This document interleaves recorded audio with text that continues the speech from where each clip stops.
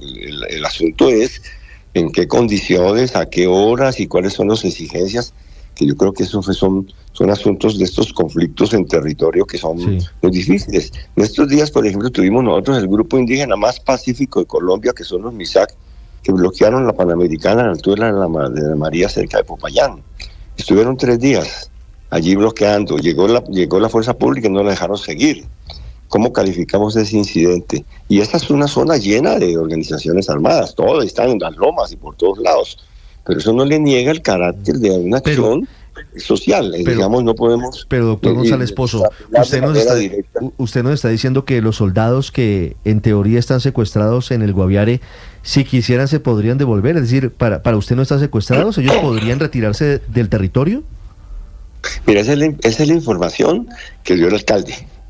Pues yo tengo informaciones contradictorias, sí, porque al mismo tiempo también informó el alcalde ayer que estaban afirmando los de las guardias y las juntas que estaban ahí, que consideraban ellos que ese traslado tenía que ser en helicóptero o aerotransportado, una serie de condiciones, cosas que por supuesto son improcedentes a mi juicio. Es decir, ellos tienen que, la fuerza pública tiene que proceder de acuerdo a sus propios criterios. Ahí hay una situación de choque, de conflicto, de tensión, pero yo creo que no es un problema de guerra, es un problema de conflicto sociopolítico en un territorio de altísima y de histórica y de décadas de presencia de grupos armados, y ahora de estas, digamos, que llaman disidencias o persistencias, yo les diría, después de lo que fue el acuerdo de paz del 2016.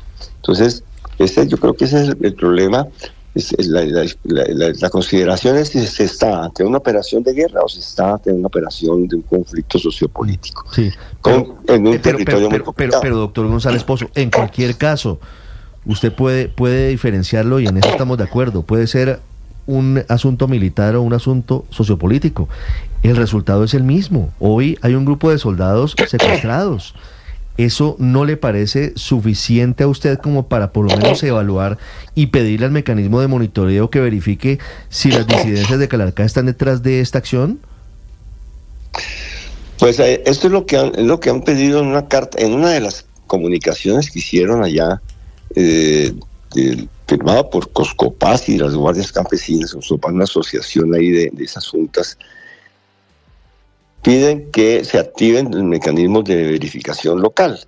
En eso coincidimos. Es decir, allí hay un problema. ¿Cuál es el problema? El problema es que entra una unidad militar a un territorio que ha sido permanentemente de movilidad también de un grupo armado que está en cese al fuego. ¿Qué se necesita para que no choquen?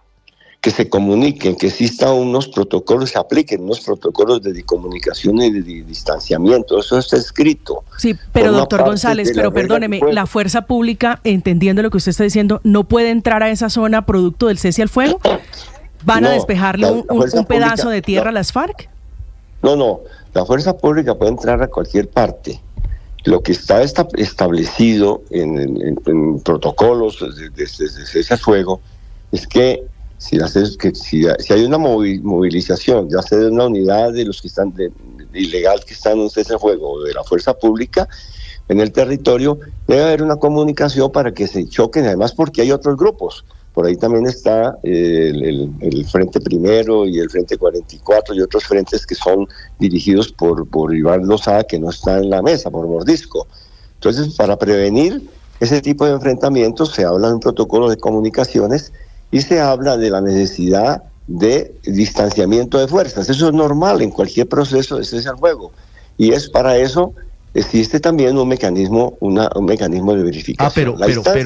Pero doctor Camilo, en ese contexto entonces, ¿usted sí estaría reconociendo que este grupo de campesinos, entre comillas, sí tienen una vinculación con las disidencias? Si ellos median para que haya un distanciamiento entre grupos armados, ¿usted nos estaría confirmando que sí tienen una vinculación? No, es que lo que ellos están diciendo es, nosotros estamos en la mitad, ¿no? Señores de un lado y de otro, no se acerquen tanto entre ustedes y no inicien una confrontación, porque eso nos va a perjudicar. Eso es lo que ellos argumentan en ese comunicado, eso son sus palabras, ¿no? Es decir, la población civil en un territorio de estos, donde durante 40 años pues no ha existido una real presencia activa integral del Estado, y donde se está buscando transformaciones territoriales y demás, esa población civil quiere la paz.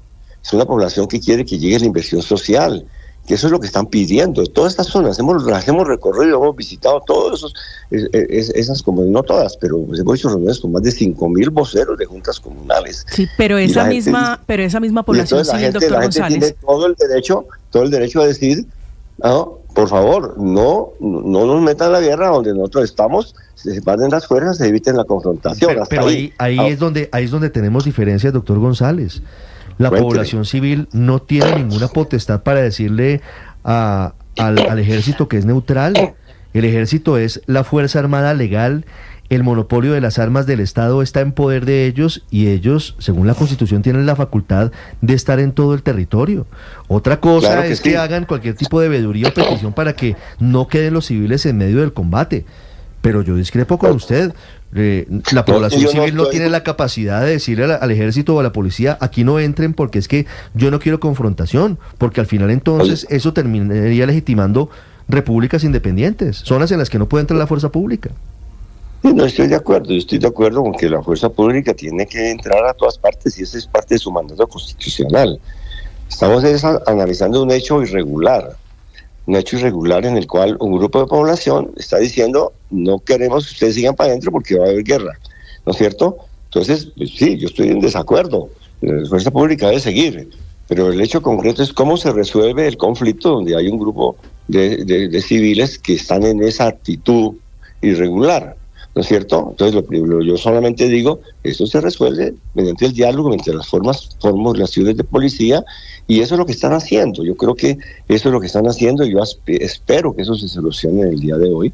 Eso es y además la información que he recibido de la gente que está en terreno allá haciendo gestiones de organismos internacionales, y me dijeron, anoche me dijeron, eso está evolucionando, anoche mismo iban a hacer unos movimientos, y es posible que en el transcurso del día de hoy se arregle. Entonces yo creo que sí, que eso tiene que solucionarse, así como cualquier bloqueo de cualquier carretera, de ciudadanos que proceden y están procediendo haciendo una acción que es irregular, para no decir ponerle ningún calificativo penal, ¿no? Y que por supuesto la fuerza pública tiene toda la potestad para despejar una vía, desalojar un bloqueo, pero al mismo tiempo tiene que haber una proporcionalidad en el uso de la fuerza y un manejo de las cosas según sus características. Y aquí lo fundamental es eso. Yo no discuto en ningún momento lo que son las potestades de la fuerza pública y su tránsito y su intervención en cualquier parte del territorio, solamente que veo la conveniencia de que se le dé tiempo al diálogo para darle una solución que no sea de tipo punitivo a un problema que se está presentando y que afecta no solamente a un territorio muy importante al lado de la capital de un departamento, sino que también está implicando una zona de especial atención en las conversaciones de paz. Es decir, son varios departamentos. Discúlpeme, doctor González, que lo interrumpa, porque usted plantea la necesidad o el reclamo, la demanda de unos civiles, ¿sí?, que son las guardias campesinas que hoy tienen secuestrados a estos militares. Pero quiero plantearle la situación de los comerciantes de mesetas, de diferentes municipios en el departamento del Meta, pero también en Guaviare, donde delinque esta disidencia con la que tienen instaladas este diálogo, esta mesa de conversaciones, que se están quejando, doctor González, y que hablan de extorsión, que hablan de intimidación. Pasó hace apenas unas semanas, entre el 22 y el 26 de julio, que los obligaron a cerrar sus comercios. El mecanismo de monitoreo y verificación que está instalado tiene información de estos constreñimientos, de estas decisiones que está tomando la disidencia contra la población civil en Meta y en Guaviare. Sí, pues sí, sobre este otro tema le digo que efectivamente no, en la situación que se está presentando y todo sí está relacionada con un antecedente, que fue precisamente la citación que hicieron un frente allá del bloque Briceño a cabeza de un señor Alexis. Jorge Briceño. Sí, Jorge Suárez Briceño. Que citó a todo el comercio de San José para que fueran a un sitio llamado Puerto Nuevo. para que se presentaran allá y seguramente discutir asuntos de cuotas o de extorsiones. Eso fue conocido por la delegación y lo reclamamos, y eso inmediatamente pues, se logró en esa circunstancia, afortunadamente, que echaron para atrás pues ese atropello, y el gobernador anunció públicamente esa mañana a los comerciantes que la situación había sido revertida, esa situación. Y lo mismo hemos estado acompañando la protesta de la gobernadora del Meta y de las comunidades y del comercio y de los alcaldes, con quienes nos hemos sentado en reuniones como la reunión de Puerto Rico, Concordia, todo el gabinete del departamento y todos los alcaldes de la zona nos sentamos con la mesa de diálogo, ahí también con el Estado Mayor, a hablar de planes de inversión en la región. Y a los pocos días hicieron una operación de convocatoria masiva para en las cabeceras municipales para extorsiones. Eso, por supuesto, es algo completamente inadmisible, y frente a eso hay una postura muy clara, no solamente de la delegación del gobierno, sino del gobierno entero. No puede haber tolerancia frente a ninguna actividad criminal, y la única cosa que le corresponde a la autoridad es perseguir el delito, perseguir el crimen, perseguir la extorsión. Eso no hay ningún protocolo, ningún cese al fuego que pueda oponerse a esa acción del Estado. En eso hay una absoluta claridad.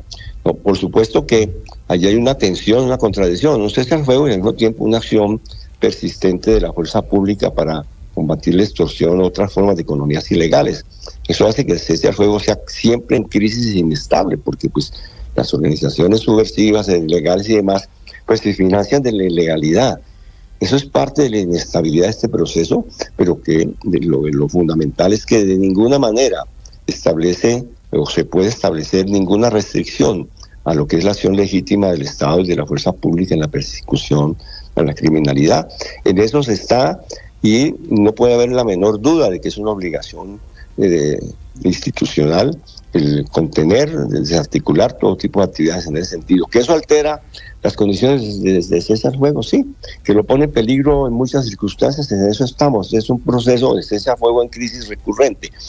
Pero pensamos que ese cese al fuego en crisis recurrente es preferible a una situación de guerra con la misma extorsión y sin ningún tipo de mecanismo de contención, ni siquiera para favorecer a la población civil en medio de un conflicto. Sí, doctor Camilo González, quiero hacerle una última pregunta. ¿Usted se ha comunicado con el ministro de Defensa, Iván Velázquez, con su colega de Defensa en las últimas horas?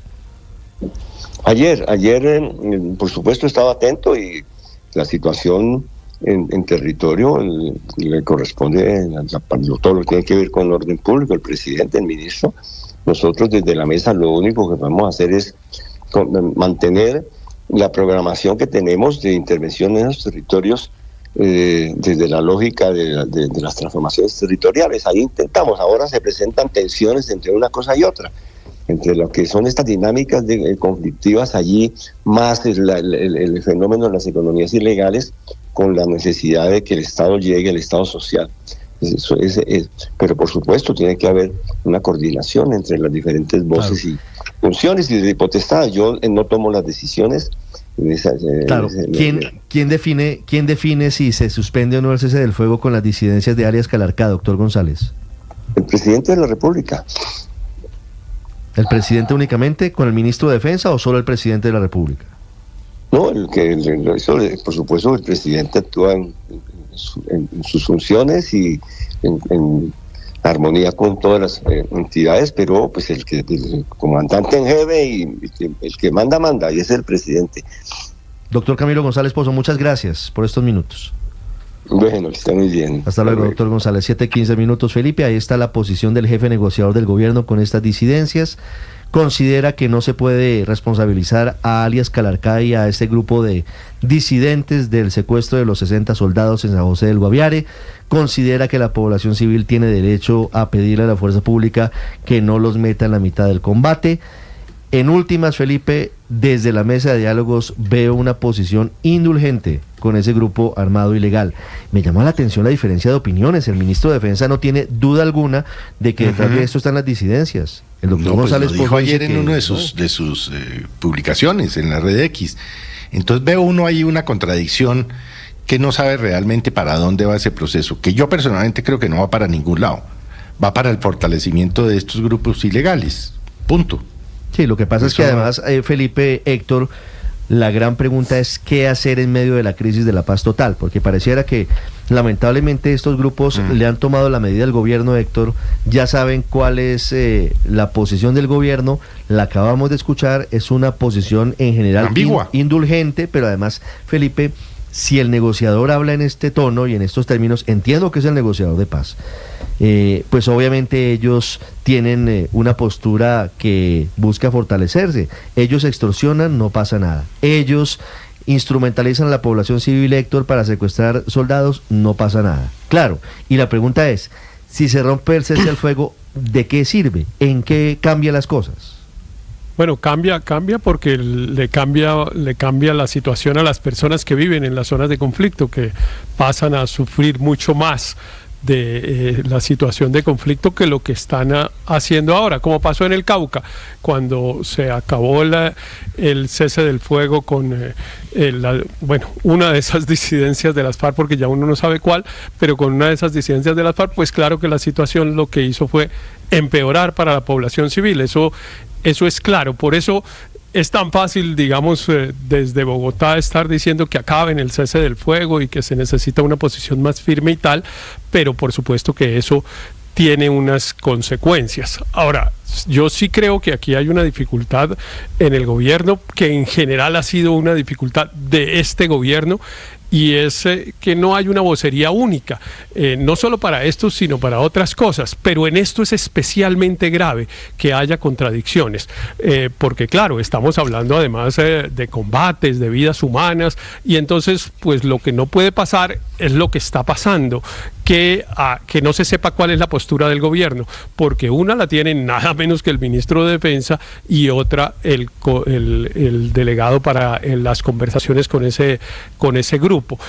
Aquí siempre hay un punto que yo creo que es el punto límite, y eso en el caso del gobierno del presidente Petro, digamos, no ha quedado suficientemente claro. Colombia ya lo vivió mucho en la época del Caguán, cuando era presidente Andrés Pastrana, y es que pues uno puede intentar conversaciones, debe incluso, a mi modo de ver desde el punto de vista ético, debe intentar negociaciones a ver si algún día logramos salir de esta página negra. Pero claro, las negociaciones no pueden servir para fortalecer a las organizaciones criminales, sino para acabarlas. Y aquí, pues digamos, hay algunas concesiones que pues podrían hacerle a uno pensar que estamos cometiendo un error parecido a ese enorme que se cometió entre 1998 y 2002. Sí, uno puede intentar una explicación, María Consuelo, entendiendo que el doctor Camilo González es el que está en la mesa de negociaciones, que debe ser prudente y diplomático, pero la verdad es que alias Calarcaya y alias Andrea Bendaño, que en teoría están en una negociación y están en un cese del fuego, no han dado muchas muestras de voluntad de paz, ni siquiera, es decir, ni siquiera han dicho públicamente que van a entregar las armas. Es más, han dicho que no, que ellos no se van a desarmar. Pero además, Ricardo, yo le digo una cosa, que el negociador Camilo González Pozo tome una decisión en pro de continuar el diálogo y buscando alternativas es legítimo, y que tome la decisión de seguir, pero que trate de disimularle a estos grupos lo que realmente están haciendo, eso sí me parece que no es aceptable, porque entonces nos está diciendo mentiras, y ahí no hay ambigüedad. De hecho, el ministro de la Defensa no entró en esa ambigüedad de que si es una retención, de que si es una guardia campesina. Él dijo de frente, es un secuestro. Dijo, y fueron las disidencias. Es un secuestro, y hasta que no se levante el secuestro, no vamos a decidir si hay continuidad en el cese del fuego o no. Yo creo que la discusión de si se da la continuidad del cese del fuego o no es legítima al interior del gobierno. O sea, es legítimo que el negociador de paz quiera seguir los diálogos. Lo que no puede pasar es que nos engañe y generando que es la población civil la que está pidiendo que se les respete la vida, que se les hagan inversiones sociales. Me muero de la pena. Ahí lo que están exigiendo es que salga el ejército de parte de lo que es territorio colombiano. Consuelo, entonces, ¿quién que no exista ambigüedad. ¿Quién entra a diferenciar ¿quién entra a diferenciar entre la población civil y las disidencias en un territorio tan complejo como ese? Las guardias campesinas en la Constitución no existen, Luis Ernesto. Entonces todas las guardias campesinas para ti son grupos son organizaciones al margen de la ley. Sí, para mí sí. Wow. Sobre todo cuando secuestran soldados. Entonces la guardia indígena del CRIC, la guardia indígena. Yo no estoy hablando de indígenas. Estoy diciendo guardias campesinas. Estoy diciendo guardias campesinas. Se inventaron ahora las guardias campesinas. Las guardias campesinas no existen. Las disidencias aparecieron dizque las guardias campesinas y uniformadas. Las guardias campesinas no existen. Son distintas. Una cosa es guardia indígena, que es una jurisdicción de los indígenas, de las comunidades indígenas colombianas, y otra cosa es guardia campesina. Es totalmente diferente. La guardia campesina es un invento del famoso cerco donde estuvo Alfonso Prada. Eso es un invento nuevo. ¿A cuál de esos le disparas y a cuál no? No. Porque esa es otra. Mire, Ernesto, no me ponga a mí como una autoritaria. Yo lo que estoy diciendo muy claro es que el que secuestra a un soldado es un criminal. El que secuestra a un soldado es un criminal. El que secuestra a un soldado es un criminal. El y hay Estado 60 colombiano puede disparar a matar. Soldados secuestrados. No, es que yo no estoy diciendo organización yo no que estoy ponga diciendo, en riesgo la estabilidad del Estado, pero es que no son las voltee lo que yo estoy diciendo. el ELN. Pero es que nadie yo no estoy diciendo eso, Luis Ernesto. Mire, lo que estoy diciendo es, el ministro de la Defensa de Colombia fue completamente claro. A quien hemos criticado por tibieza. Por ambigüedad. Aquí, sin ambajes, lo dice. Él lo está diciendo en un trino. De acuerdo, y a qué voy yo, María Consuelo, y si me permitieras intervenir, podría pero si es preciso, si dice cosas que yo no dije, no. No estoy diciendo que tú lo afirmes, pero estoy haciendo una diferenciación que es justamente la que es altamente compleja en un territorio de esa naturaleza, y es quién entra a distinguir entre población civil y un disidente de las FARC. ¿Quién tiene esa capacidad? La inteligencia del Estado, y la inteligencia del Estado lamentablemente es muy limitada ahí, y por esa razón el manejo es de altísima delicadeza, altísima complejidad, y por el principio por un principio fundamental, y es que no puede distinguir, pues esa población requiere justamente un manejo diferencial. Y dejemos a un lado la negociación de paz. Asumamos que en estos momentos no hay negociación de paz. Imaginemos que esto fuera el gobierno de Iván Duque y tiene la misma problemática, una retención de soldados. Secuestro. ¿Qué debe hacer el Estado? ¿Debe entrar a matar? ¿Debe entrar a sangre y fuego? No. Tiene que entrar a una negociación, y por principio de precaución debe actuar debe actuar asumiendo que es población civil, y por supuesto que esa población civil está profundamente permeada por organizaciones criminales, porque el Estado nunca ha llegado, pero eso no hace menos fácil, menos compleja la situación, y por esa razón yo insistiría, creo que el manejo que le ha dado el de prudencia el Ejército, el manejo que le ha dado de prudencia el ministro de la Defensa, es lo adecuado en una circunstancia tan compleja donde no se puede distinguir entre un delincuente armado amenazando el Estado y la población civil. Si no podemos distinguir, el principio de precaución obliga a que se haga lo que está haciendo. El que distinguió fue el ministro. Él dijo, fue un secuestro, y el que comete un secuestro es un delincuente. Es que el que lo hizo fue el ministro de la Defensa. No intentemos maquillar la realidad, Daniel, porque lamentablemente terminamos en unos escenarios que son absolutamente indeseables y peores. Venir aquí a decir que las disidencias no tienen nada que ver con ese secuestro, pues es tapar el sol con un dedo. Es bastante inocente, sí. Ricardo, mire, y no podemos confundir la prudencia que debe primar en estas negociaciones de paz con la complacencia con la comisión de un delito. Y si esas autodenominadas guardias campesinas, porque como dice María Consuelo, no existen en la Constitución, esa figura no existe, no quiere que los tilden de estar del lado de las disidencias de las FARC o de criminales, pues que no cometan actos criminales y que no se pongan al lado de las disidencias de las FARC. Aquí hay un hecho claro que hay que llamar por su nombre. Hay un secuestro de unos soldados del Ejército Nacional. No es una retención, no es una restricción a su movilidad, es un secuestro. Eso está tipificado en el Código Penal y están cometiendo un delito. Y nadie está diciendo, Luis Ernesto, que el Estado llegue con bombardeos y a matar a todo el mundo, no. Pero que sí entre con el uso proporcional de la fuerza a evitar la comisión de un delito, como es su labor constitucional, tanto del Ejército como de la Policía y de la Fiscalía, ante el caso de la comisión de un delito en flagrancia. Y hay que actuar para evitar que ese delito ocurra, o si no, básicamente abrimos una puerta para decir, se cometen delitos y por prudencia por prudencia y porque no se pongan bravos los señores disidentes de las FARC, no atacamos y no combatimos ese delito. Hay que tener mucho cuidado con esto porque los incentivos que se generan terminan siendo muy delicados para el futuro de las negociaciones y para muchos otros temas que ni siquiera vale la pena mencionar acá. Y lo grave es que esto se viene degradando con el paso de los meses.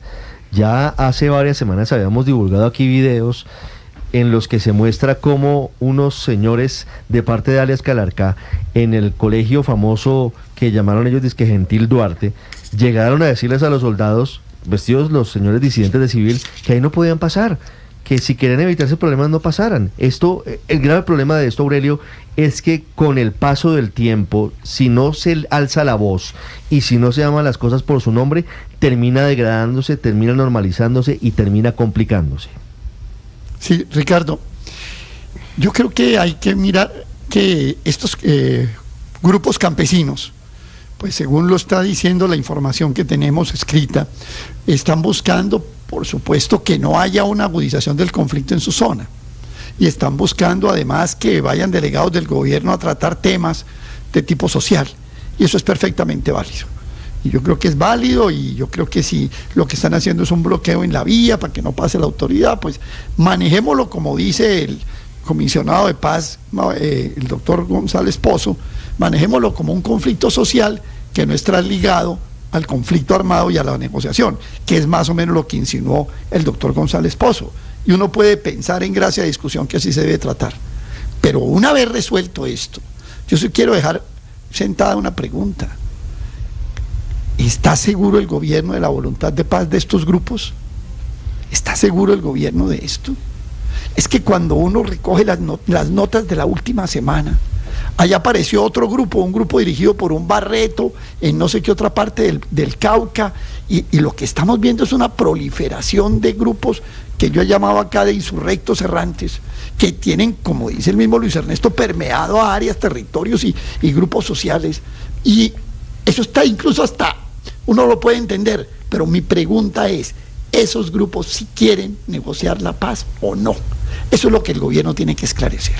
Si estos grupos están dispuestos a entregar las armas y lo que sea. Porque si eso no está claro, pues todo lo demás entra en un terreno muy, muy difícil, en una zona muy gris, donde realmente es muy difícil poder resolver este asunto. ¿Cómo está tratando de resolverlo? El gobierno debe intentarlo, pero obviamente allí está de por medio si tienen o no voluntad de paz estos grupos ilegales.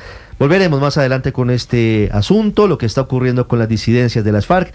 Hacemos una pausa y ya regresamos. Vamos a hablar de la portada de la revista Time para esta semana y hablaremos de los incendios forestales graves cerca de Atenas en medio de las altísimas temperaturas que sigue viviendo Europa. Estás escuchando Blue Radio. Escanea este código y suscríbete a nuestro canal de YouTube, @Blue Radio Co. Y disfruta y participa de la programación de Blue Radio. Blue Radio, le ponemos cara a la radio. Blue Radio, la alternativa.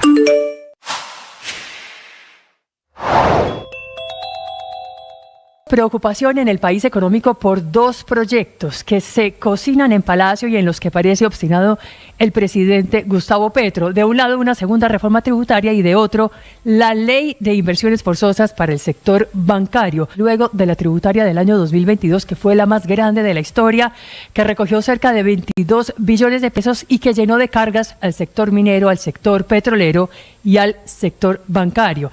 Tres sectores hoy nuevamente en el banquillo de los grandes paganinis de los próximos proyectos del gobierno. De un lado, por una segunda reforma tributaria que buscaría recaudar hasta 12 billones de pesos y que, según dijo el presidente de la República el viernes pasado, es para ponerle más impuestos al sector minero energético, ya golpeado por la pasada tributaria, y también con la que buscaría quitarle esos impuestos al turismo y a las energías limpias. Bueno, y de otro lado, el proyecto de ley de inversiones forzosas para el sector bancario, que según también palabras del propio presidente Gustavo Petro, es para coger ahorro público de los bancos y destinarlo a créditos baratos para actividades de agricultura, pero también de turismo, energías renovables, vivienda e infraestructura.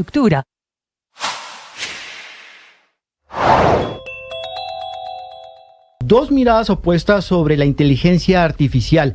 Ambas, dentro del mismo gobierno colombiano, quedaron en evidencia frente a 23 representantes de países de Latinoamérica en la cumbre que se adelantó en Cartagena. Por un lado, la del ministro TIC, Mauricio Liscano, quien lideró la adopción de una declaración conjunta firmada por 17 países en la que se comprometieron a impulsar la inteligencia artificial y a colaborar para que la región tenga un papel más activo en esta tecnología. Una noticia desde Estados Unidos con la portada de la revista Time más reciente. Kamala Harris, quien empieza a perfilarse como la líder en algunas encuestas y quien, a pesar de estar un poquito dejada de lado por ahora, tiene una responsabilidad gigante de llegar a competir con el candidato y expresidente Donald Trump. Juan Camilo, la historia de la revista Time. Ricardo, la reintroducción de Kamala Harris, ese es el titular de esta portada y del artículo o perfil que publica esta mañana la revista Time. En la portada se ve el rostro de Kamala trazado o dibujado, mirando hacia arriba, con una expresión de un tanto de ilusión o esperanza. A sus alrededores están sus seguidores con pancartas con su nombre. Y abajo, en una esquina, dice: su momento. El artículo fue escrito por Charlotte Dalter, quien lo arranca haciendo un recuento de la cantidad de dudas que ha habido en torno a la demócrata y que llegaron incluso hasta momentos antes de que lanzara su candidatura. No puede ganar, decían algunas voces, entre esas las de donantes importantes en el Partido Demócrata. Pero al parecer la subestimaron. Quizás la vicepresidencia no era su rol. Quizás su rol es una exfiscal enfrentándose a un criminal convicto, dice la revista Time. La periodista toma como referencia de este perfil la correría en Pensilvania de hace unos días, en la que Kamala introdujo a su fórmula vicepresidencial Tim Walz.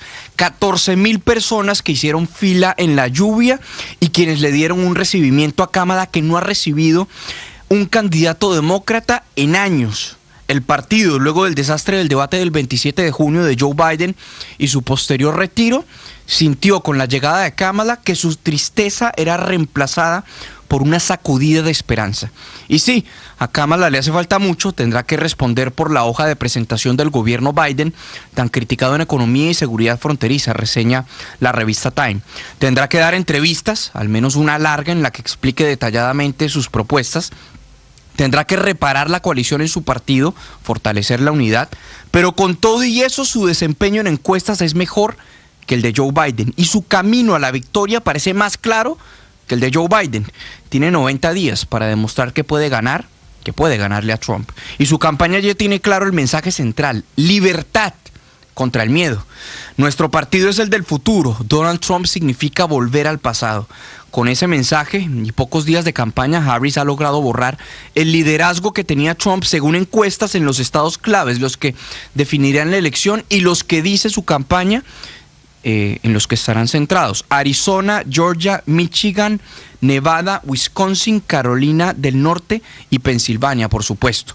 Es un perfil o un artículo bastante extenso, el de la revista Time, que pone en su portada, que acompaña junto a su portada, que recordemos, ya la revista Time ha presentado portadas bastante llamativas durante esta contienda presidencial. Había hecho una del presidente Joe Biden, una de Donald Trump, una del presidente Joe Biden cuando se retiró de la contienda, y con la llegada de Kamala Harris también como el reemplazo de la fórmula demócrata, y ahora con esta portada destacando que está a 90 días de poder demostrarle a los Estados Unidos que está en capacidad de ganarle a Donald Trump y de revertir la tendencia, porque si bien Kamala Harris ha logrado oxigenar al Partido Demócrata, Donald Trump sigue teniendo, al menos de acuerdo a los estimativos, un camino más claro para los 270 votos del colegio electoral necesarios para ganar la presidencia. Ricardo.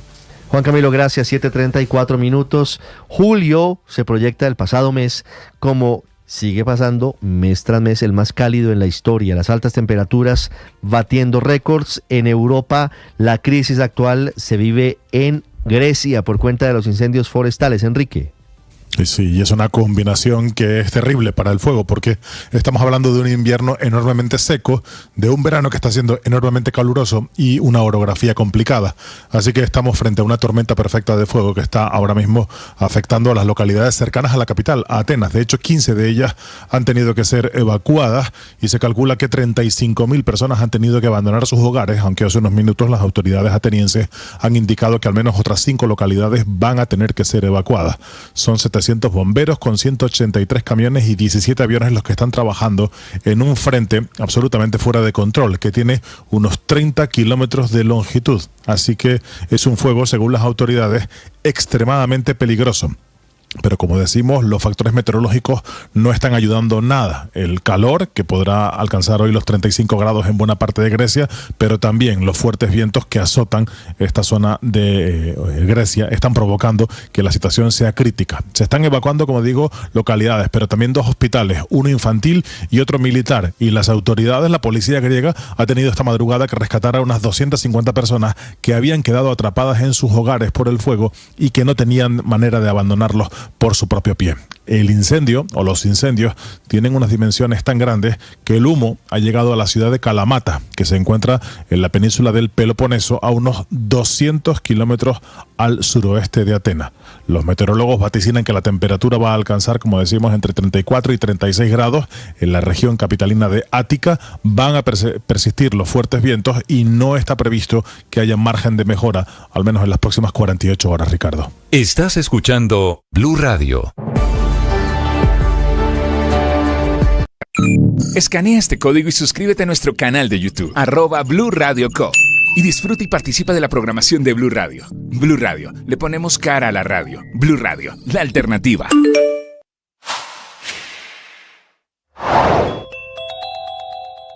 El escándalo que envuelve al expresidente Alberto Fernández por acusaciones de violencia de género se agudiza tras la revelación de fotografías de su expareja y ex primera dama Fabiola Yáñez con moretones en su cara y un brazo. Fernández gobernó Argentina de 2019 a 2023. Fue denunciado por su expareja por golpes y amenazas que habría sufrido a manos del exmandatario. Precisamente en las últimas horas, el expresidente aseguró en declaraciones al sitio El Cohete a la Luna que el hematoma que sufrió Fabiola en uno de sus ojos fue producto de un tratamiento estético contra las arrugas y desmintió haberla golpeado, como afirmó su exmujer en una entrevista. En la misma entrevista, Fernández se dice que ella le pegaba a él durante las discusiones que admite frecuentes por el estado de salud de su esposa. Al defenderse, él la tomaba de los brazos, lo cual explicaría los moretones. Antes de esta explicación, la ex primera dama habló este sábado por primera vez sobre la presunta violencia a la que era sometida por Fernández, quien, dijo, la amenazaba constantemente. Si usted viene por la autopista sur rumbo al centro de Bogotá, hay un trancón gigante, tenga paciencia, no hay muchas vías alternas. ¿Qué fue lo que pasó, Cristian? Ricardo, sí, buenos días. La movilidad está muy complicada en esta zona del sur de la ciudad, exactamente para quienes se mueven sobre la autopista sur con carrera 72 sur, por un accidente de tránsito, especialmente en el carril del Transmilenio, en el que se vio involucrada una biciusuaria y un bus vía articulado de este sistema que se movilizaba en el sentido occidente-oriente, esto afectando la movilidad en el sector del Perdomo, exactamente en esta estación de Transmilenio. Sin embargo, hace algunos minutos ya las autoridades confirman el deceso, desafortunadamente, de la persona, que fue atendida por la red de emergencias de la ciudad de Bogotá. Sin embargo, en el trayecto, en el movilizarse hacia un centro asistencial, perdió la vida. Las autoridades además informan que en los últimos minutos también se retornó el paso a un carril. Sin embargo, todavía se presentan retrasos de incluso hasta 30 y 40 minutos a quienes están usando esta vía. Lo que dicen las autoridades a través de las redes sociales del sistema Transmilenio es que le piden paciencia a las personas, pues esta situación es ajena al sistema y a la operación del sistema Transmilenio, Ricardo. Y no hay vías alternas, Cristian. En este momento está únicamente bloqueado el carril del sistema Transmilenio, los carriles de los carriles mixtos, más bien para vehículos particulares y para transporte público se está usando normalmente. Claro. Sin embargo, por la misma razón, pues las personas se han descendido de los buses y están generando afectación en la zona. Sí, señor. Tendrían que salir los buses de Transmilenio a la calzada compartida. En cualquier caso, causan trancón. Están habilitando en ese momento uno de los carriles de los dos de Transmilenio, sin embargo algunos usuarios ya habían descendido de los buses y esto sí está generando afectación en la zona porque pues están generando trancón, incluso algunos de ellos están poniendo su vida en riesgo en el afán de llegar a su lugar de trabajo o a sus lugares de estudio, Ricardo. Ay, hombre, 7:40 minutos. Hablamos ahora, padre, de los resultados de los Juegos Olímpicos. Sí. Al final, no sé si estaba en las cuentas de Colombia la medalla de bronce de Tatiana Rentería. No estaba. Fue una de las sorpresas de esta luchadora. Creo que nunca antes a nadie le quedó bien esa expresión. Con todas sus letras. Luchadora de la vida, luchadora profesional, que logra una medalla de bronce muy merecida. La historia es bastante fuerte, conmovedora la historia de vida de Tatiana Rentería. Ciertamente queda uno preocupado porque de quienes esperaba medalla no se obtuvo, ¿verdad? Estoy pensando en los abanderados, por ejemplo. Entonces, claro que hay que entender las circunstancias. Yo he sido un defensor aquí que no se puede ahora juzgar a las personas, dilapidarlas, pero sí vale la pena una evaluación. 7:41, no hay que lapidarlos, es cierto. Gente que nunca se ha puesto una sudadera y ahora es experta en deportes y critica a nuestros deportistas. Mateo Piñeros está con Tatiana Rentería en la Casa Colombia en París. Hola Ricardo, buenos días para usted, para todos los oyentes allí en Colombia. Pues aquí en París seguimos acompañando a nuestros deportistas y estamos con Tatiana Rentería, quien le dio la última alegría en estos Olímpicos a nuestro país, en esta medalla de bronce en lucha. Tatiana, decía usted antes del combate cuando perdió con la japonesa, sigan apoyándome desde el país, que esto no está perdido y voy con toda por este bronce. Sí, señor, yo decía síganme apoyando porque, o sea, se me fue una oportunidad y tenía otra oportunidad y yo estaba segura de que esa era mi oportunidad. Tatiana, ¿qué sintió ya cuando se dio cuenta que había ganado? Ya cuando tenía ese bronce, la vimos celebrando con la bandera. ¿A quién le dedica esa medalla que tiene en este momento aquí colgada? Pues me sentí muy feliz y mi medalla se la dedico a mi hija, que es mi motor y es mi inspiración para seguir en este deporte.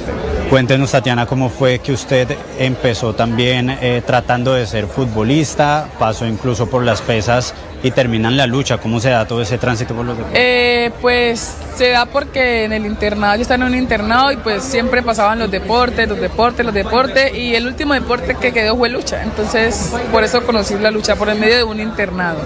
Tatiana, ¿qué viene ahora también pensando en el futuro? Usted tiene 23 años, todo un futuro por delante, una carrera también aquí en la lucha. ¿Qué ha pensado para los siguientes Olímpicos?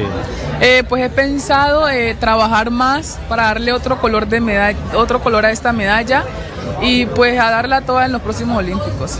Tatiana, decía usted también, Jason López y yo tenemos una historia, un pasado algo complejo, un tema de desplazamiento y con apoyo los deportistas y los jóvenes en Colombia salimos adelante. Cuéntenos un poco de ese mensaje. Pues sí, como tú dices, Jason también, igualmente que Jason también fui desplazada, pero con apoyo de todos los colombianos pues podemos salir adelante y pues siempre tenemos que estar perseverando porque el que persevera alcanza. Tatiana, Cali, Buenaventura, donde nació, donde se crió, están en este momento festejando videos en las casas, todos reunidos, celebrando y viéndola a usted, haciéndole fuerza. ¿Cómo se siente usted en ese momento? Pues yo me siento muy orgullosa, me siento alegre porque estoy representando un país que es muy alegre y pues dándole más alegría a ese país. ¿Cómo se imagina ese regreso a Colombia? ¿Hay que esperar?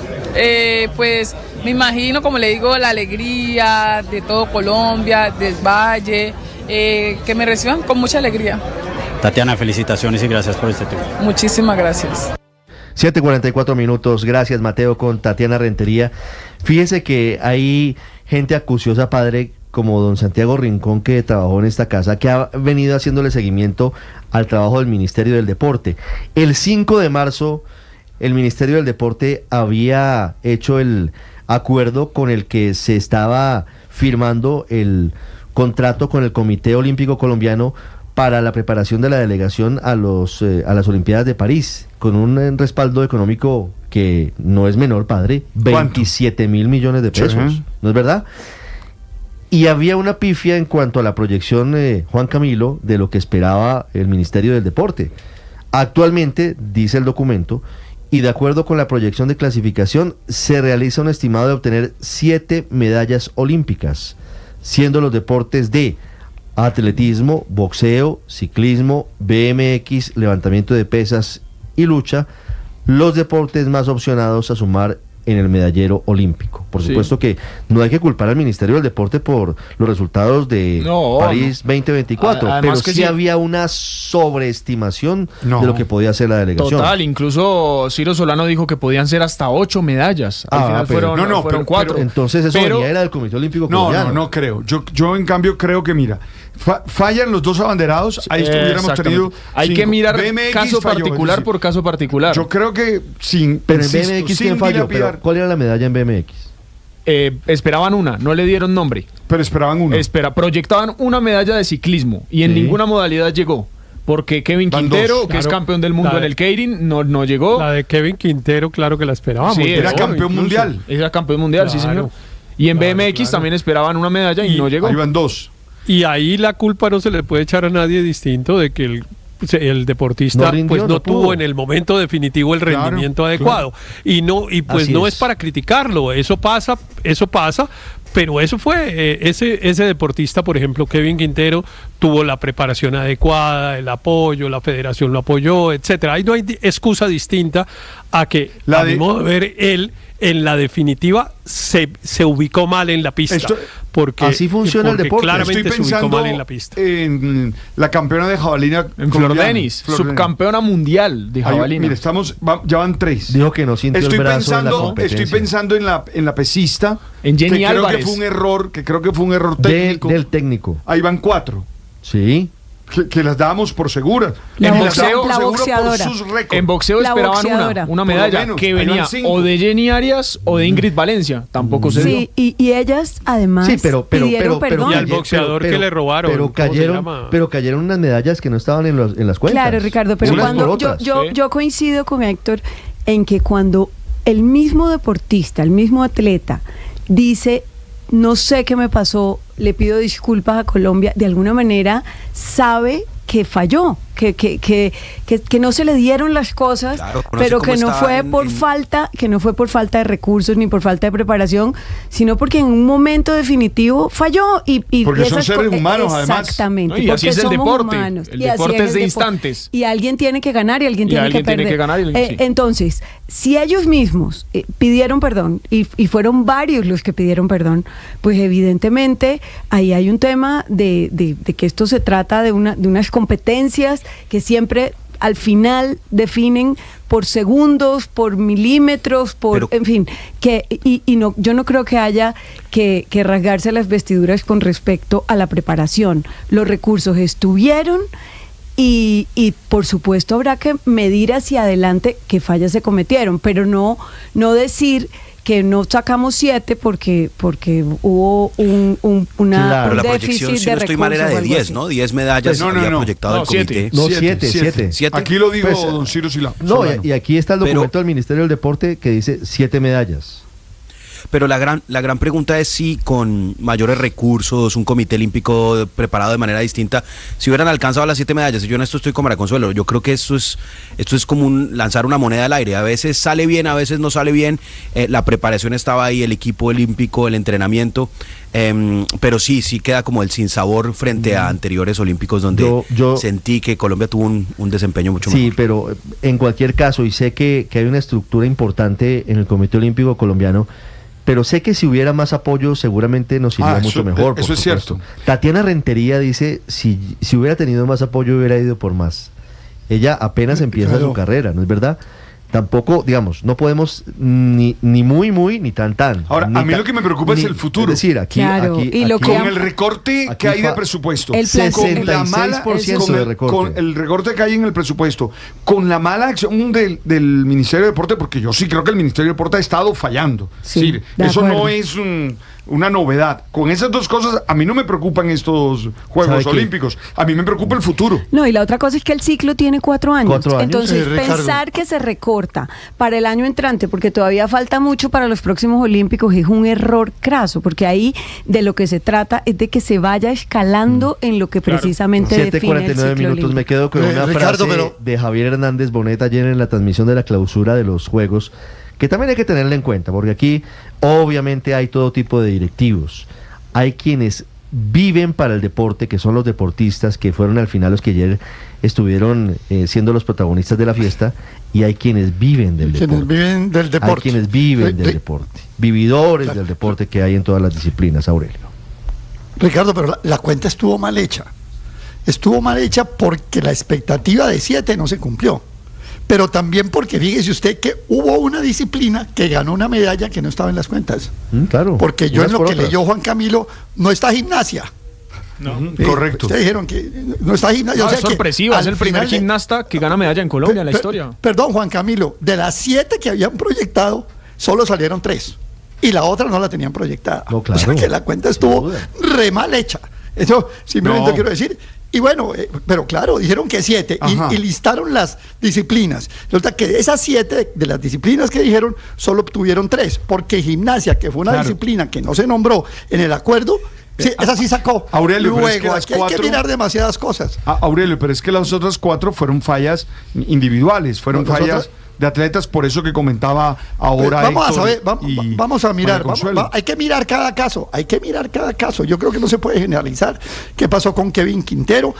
Por ejemplo, la señora de la jabalina, la mujer de la jabalina, Flor Denis quedó de segunda en la eliminatoria, sacó 64-44, si no yo estoy equivocado. Y no pudo volver a después después no pudo pasar de 63. Entonces, bueno, ahí vamos a ver qué fue lo que pasó. Mire, ahora, yo discrepo, Ricardo, de Jenny. A mí me parece que cuando tiran en pesas a Jenny dijeron, bueno, aquí o nos vamos por la que toca o no. Bueno, y no funcionó, pero la pregunta es, ¿qué tal que si hubiera funcionado? Sí, pero estaríamos volviendo al entrenador un rey. Pero es que subieron demasiado drásticamente de peso. El error después de que falló, pero si hubiera acertado. Aquí corremos el riesgo, Aurelio, de convertirnos en lo que criticamos, y es que nos convertimos en expertos de redes sociales en halterofilia y expertos de redes sociales en otras cosas, en otros deportes, y cada uno es muy complejo. Pero sí, Juan Camilo, y para finalizar, creo que, por ejemplo, hay una dificultad en ciclismo de pista, porque escuché a Fernando Gaviria muy dolido contra la federación. Es decir, ahí está pasando algo. Hay cositas que están pasando. Sí, y lo de Kevin Quintero, de hecho, fue sorpresivo cuando ganó el campeonato mundial, porque él no estaba proyectado a ganar ese campeonato mundial de 2023. Entonces, él no es que viniera siendo uno de los favoritos a nivel mundial en el keirin, que es esa modalidad en la que él compite. No, y yo sí creo que, por último, como para no dejar de hacerle el reconocimiento a los deportistas, las vidas de ellos son unas vidas de sacrificio con sus familias, con sus propios cuerpos, o sea, entrenan muy duro y se someten a esfuerzos muy grandes. Entonces yo creo que de todas maneras llegar a los Olímpicos ya es un gran logro, porque es que ellos no se ganan el tiquete gratis, esto es con campeonatos previos, con marcas previas, tienen que clasificar para llegar allá. Son 4 años. Son 4 años y creo que por eso es que tenemos que acompañarlos con recursos durante los 4 años, pero de todas maneras agradecerles. Gracias. Porque es que el esfuerzo que hacen es inmenso. Vamos a preguntarles a los oyentes en @BluRadioCo si consideran que la actuación de Colombia en los Olímpicos fue buena o fue mala. Bueno o malo, blanco o negro. ¿No puede poner regular? Bueno, sí, se la valgo. Bueno, malo, bueno, malo, regular. En esto también por el centro, regular. Para los tibios. Mire, ni muy, ni tan. Para los tibios. Yo felizmente tibio. Nos escribe un oyente que en la categoría de jinetes nos fue muy mal. A pesar de tener... con René López, quedó de último, 60 años, bogotano, con su caballo Queros. Claro, si usted se pone a hacer la cuenta de las disciplinas en las que nos fue mal, son muchísimas. En equitación, dice, nos fue mal este oyente a pesar de tener muy buenos jinetes en Colombia. Bueno, pues fíjese usted las paradojas. Habrá que hacer evaluaciones. Ya regresamos en Mañanas Blue, regresamos para hablar de la historia de el video impresionante de Mauricio Leal que se ha conocido en las últimas horas. Estás escuchando Blue Radio. Escanea este código y suscríbete a nuestro canal de YouTube, @Blue Radio Co. Y disfruta y participa de la programación de Blue Radio. Blue Radio, le ponemos cara a la radio. Blue Radio, la alternativa.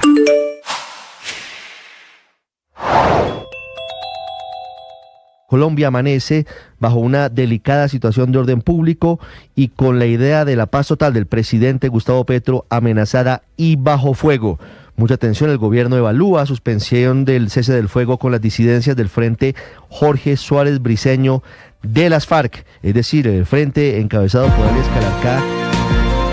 Una noticia que nos tiene impresionados, Felipe, lo hemos contado desde muy temprano, y es la nueva prueba, no sé si es prueba entre otras cosas porque hay muchas dudas, que es el video en el que se muestra al estilista Mauricio Leal, muy conocido, asesinado, o bueno, muerto, porque en medio de tantas circunstancias es mejor tener prudencia, Felipe. El 21 de noviembre del 2021, un video en el que, primero, que no se conocía, no se mostró en el juicio contra su hermano Johnny Leal, muchos elementos que no sabemos de dónde proviene, si estaba o no en su teléfono, pero en el que se muestra él diciendo básicamente que él se clava los cuchillos, que mata a la mamá. Es muy impresionante, Felipe, con muchas dudas que deja, porque la verdad el video deja más dudas que respuestas. Yo lo he visto ya 6, 7 veces, inclusive hay un portal que ya lo pasó completo, distinto digamos más largo de lo que nos presentó anoche Ricardo Calderón en Noticias Caracol, y la verdad le genera a uno muchas dudas. No veo yo cómo el señor Mauricio Leal pudo haberse grabado él mismo. Ahí se ve que hay una tercera persona que grabó. Pues es lo que yo veo. No, claro, Felipe, es una persona agonizante, es una persona que además hace preguntas a alguien que aparentemente lo está grabando. Dice, por ejemplo, ¿qué más hago? ¿Qué hago? ¿No? ¿Ya? Felipe, ¿ya? Escuchemos el audio que revela Focus Noticias, que es un poco más largo que el que revela Noticias Caracol. Este es el audio y el video es muy impresionante. Hola a todas. Perdóname. No puedo más. Nadie sabe lo de nadie. Miren.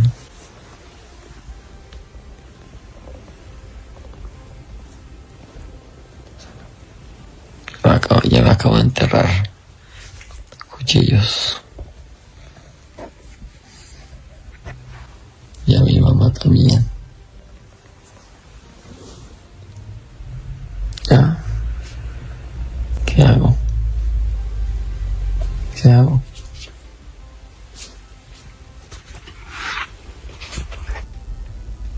...7:57, muy impresionante, Felipe, porque evidentemente Mauricio Leal le preguntó a alguien qué hace después de haber dicho lo que dice. Y mira por encima del teléfono celular, o sea, cuando usted se está grabando un video, usted trata de hacer contacto con la cámara, ¿no? Pero él mira por encima de ese ángulo. Le estaban haciendo, Ricardo, en redes sociales un poquito de técnica a la forma, el ángulo de tomarse el video, pero tiene uno que ser muy cuidadoso en el momento donde, segundos antes de que Mauricio Leal se destapa la sábana, se escucha una voz muy suave que le dice la sábana. Y es cuando él se destapa la herida. Es muy impresionante. Me preguntan oyentes que si esto no habría podido lograrse con inteligencia artificial, por ejemplo. Pues no lo creo posible. Pues digamos, la inteligencia artificial pues ha dejado muchas escenas. ¿No? Puede todo, Ricardo, pero esto... Preguntas que me hacen oyentes. Pero este video se ve tan real. Es decir, yo estoy en el lado de Felipe sobre las dudas que me genera. No estoy en la posición de decir que Johnny Leal es inocente o que esta prueba deja dudas sobre su inocencia, Ricardo. Pero no creo que haya sido con inteligencia artificial. A mí la pregunta es realmente ¿por qué ahora? ¿Por qué hasta ahora aparece? De acuerdo, Felipe. Yo estoy de acuerdo con Felipe. ¿Por qué no se exhibió, hasta donde entiendo, no se exhibió en el proceso contra Johnny Leal? No. Hasta ahora aparece. Felipe, por eso estamos hablando. ¿Quién lo tenía? ¿Quién lo grabó? No se conoció. ¿Por qué la fiscalía no lo presentó o no lo conocía? No, Felipe, la teoría es que sí estaba en el teléfono de Mauricio Leal. Entonces, hay dos opciones. O estaba en el teléfono de Mauricio Leal o no estaba en el teléfono de Mauricio Leal. Si no estaba en el teléfono de Mauricio Leal, pues alguien quiere meterle ruido al proceso. ¿No es verdad? Si estaba en el teléfono de Mauricio Leal, hay dos opciones.